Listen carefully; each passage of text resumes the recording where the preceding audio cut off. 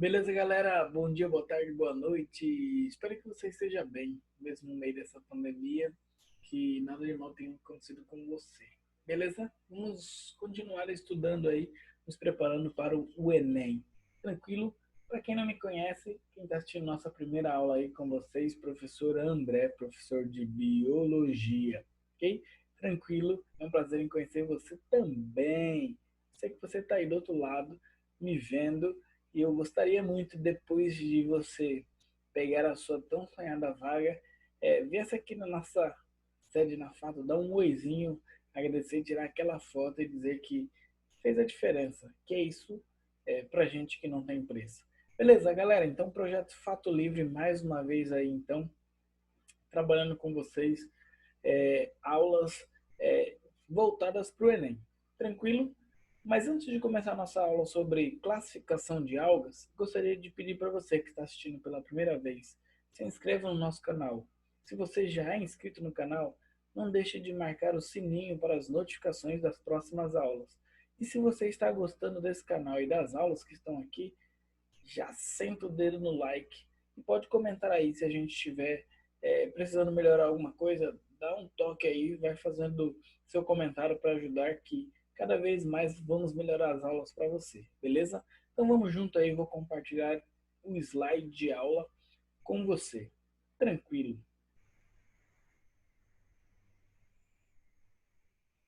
Isso aí, galera, slide de aula na tela. Vem comigo, ok? Vem comigo para mais uma aula show, beleza? Então vamos falar sobre classificação de algas. Eu estou na frente na biologia aí. Você tem os outros professores trabalhando com você aí, Nunes, Samuel, aí Wendel, Maia e Davi, beleza? Estamos junto com vocês para fazer o Enem 2020 ser diferente.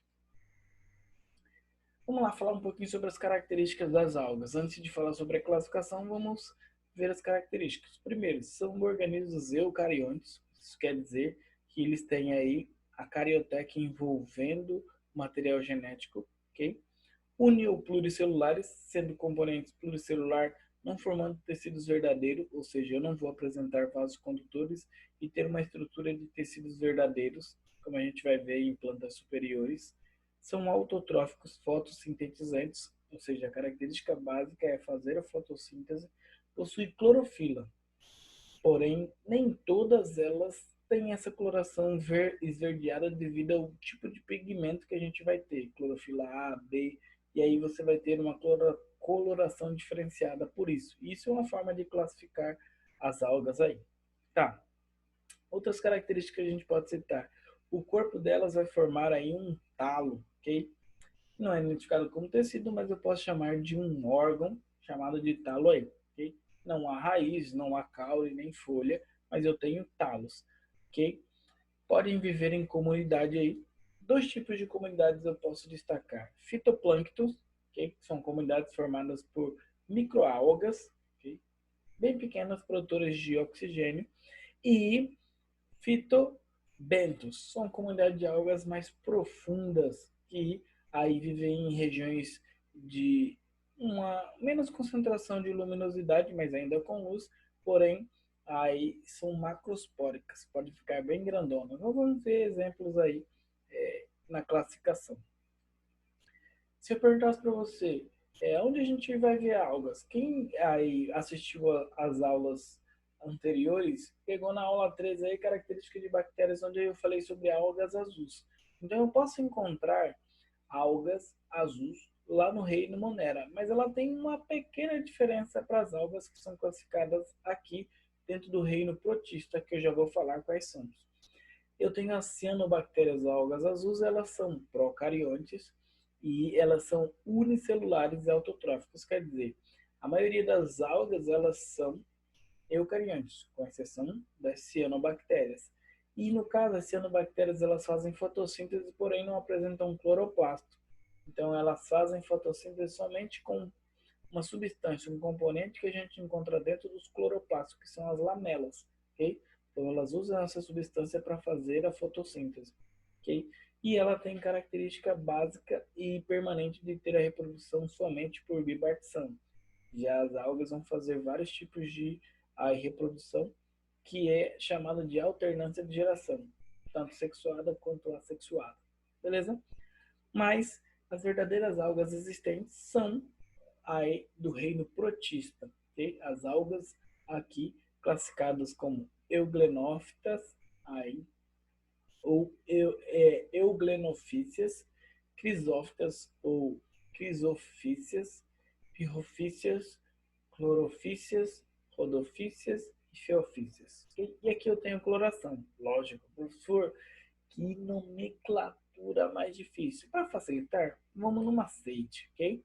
Então, Crofapec, toda vez que você lembrar do Crofapec, você vai lembrar da classificação de algas aí. Então, eu tenho crisófitas ou crisófitas. Eu gosto de colocar aí a nomenclatura final para ficar mais fácil de você pronunciar. Aí, crisófitas, então eu tiro fícias e coloco fitas, que é de plantas aí ou de estruturas de célula vegetal. Aí, crisófitas, rodófitas, faeófitas, pirrófitas, euglenófitas e clorófitas. Seria essas: algas douradas, algas vermelhas, algas pardas, algas avermelhadas ou cor de fogo, aí algas incolores, vou explicar o porquê disso, que não tem pigmento, e as algas verdes. Vamos falar então, o objetivo dessa aula é classificar as algas. Então nós vamos falar sobre essas estruturas de algas aqui. Vamos lá? Começando como crisofícias ou crisófitas algas douradas. Elas são unicelular, presente aí no fitoplâncton marinho, então na parte menorzinha aí, mais superficial, ok? São conhecidas também como diatomáceas, ok? Estruturas cílicas e bem duras e rígidas. Dá para fazer algumas coisas com ela, produção aí de filtro de barro, cremes esfoliantes, entre outras coisas que a gente pode ver com essa estrutura rígida que vem delas.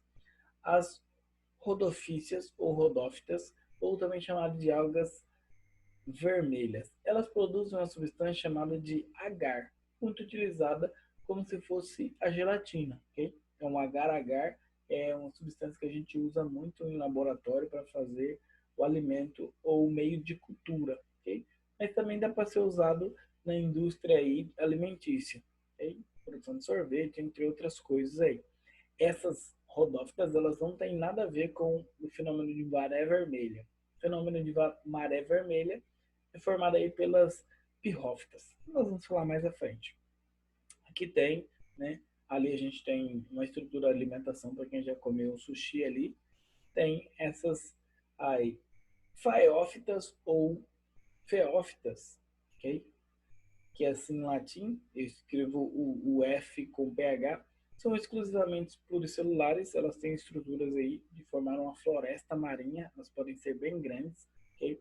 Então, ela tem a característica predominante de ser marinha, porém, ela pode apresentar algumas estruturas. Ela forma aí o que nós chamamos de algina, ok? Um carboidrato muito importante para fazer cremes, sorvetes, maionese, e ela também pode formar uma estrutura aí chamada, né, de alginato, que vai ser usado na indústria têxtil, né, agricultura e entre outras coisas aí. Então, é uma importante alga parda. Então, um aspecto econômico. Aí faeófitas de até 70 metros de altura, bem no fundo do mar, né, vai ficar aí no fitobentos. E as pirrófitas, como a gente já disse, são algas que ajudam na identificação da modificação da água ou do ambiente aí marinho, aquático. Por quê? Porque a morte de peixes e crustáceos acabam liberando algumas toxinas e isso vai sendo identificado pela amônia liberada na excreta desses animais aí aquáticos. E aí a maré vermelha, que é o fenômeno de alta produtividade dessas pirrófitas ou algas aí avermelhadas, ou também chamada de dinoflageladas, porque elas vão ter aquela estrutura que parece um flagelinho ali, ok? Elas vão aumentar a sua produtividade, causando uma eutrofização da água, ou seja, um excesso de nutrientes e acaba tendo uma poluição de modo geral, uma poluição orgânica aí. Beleza? Também temos a euglena. A euglena não era nem para estar aqui, porque ele é um animal flagelado que é muito mais parecido com um protozoário. Porém, ele tem cloroplasto na sua constituição. Se ele tem cloroplasto, ele acaba fazendo fotossíntese, que a euglena também é conhecida como um bioindicador de água potável. Então, se a euglena consegue sobreviver nesse ambiente, é porque a água ali ela pode ser própria para consumo humano, ok? E as clorófitas são as algas verdes aí. As algas verdes, elas são muito importantes porque elas fazem associação com fungos e acabam formando os líquens, ok? Entre outras coisas, elas têm a pigmentação verde e também, em alguns casos, podem ser utilizadas como alimento. Então, são comestíveis também. Beleza? Aí tem mais exemplo aí dos líquens e a associação, né? Pode ficar nas cascas de planta ou internamente nas estruturas. A importância ecológica. Basicamente, as algas são muito importantes porque elas produzem muito oxigênio, ok? Cerca de 70% da fotossíntese mundial é baseada nas algas. Por quê? Porque elas consomem apenas 10% daquilo que ela produz, sobrando 90% para a atmosfera. Isso faz com relação à presença de oxigênio, ok? Ser, né, em uma alta produtividade. Mas eu também tenho importância econômica, como nós citamos na classificação de cada um. Então, tem importância ecológica e importância econômica. Beleza? Vamos lá para os exercícios? Quero ver se você entendeu sobre as classificações de algas. Observando criteriosamente as características das algas, podemos é, englobá-las em que reino? Com certeza, se você viu e prestou atenção, o que mais se encaixa com as algas seria o reino protista, que é um reino de transição onde a gente vai ter organismos aí como as algas e os protozoários. Mais uma questão, sabendo que grande parte das algas possui como produto de reserva carboidrato, o amido, entretanto, algumas possuem outra substância. Marque a alternativa que indica um grupo de alga que não possui uma substância de reserva. Aquela alga que não produz uma substância de reserva vai ser classificado como o que nem deveria ser uma alga, porque ele tem característica de organismos mais parecido com protozoário e não com alga, mas devido à presença do cloroplasto, ele acaba sendo encaixado nesse grupo. Então seria a euglena. É isso aí, pessoal. Concluímos mais uma aula, mais dicas importantes colocadas aí para você. Espero que você tenha entendido. Vou pedir para você, antes de finalizar essa aula, se você não é inscrito no nosso canal, se inscreva. Mas se você já é inscrito, ative o sininho de notificações. Se você gostou dessa aula e das dicas que você está tendo aí no Fato Livre, não deixe de dar o seu like e comentar para nos ajudar aí a crescer esse canal e mais pessoas também ter contato a esse conteúdo. Beleza? Um grande abraço para você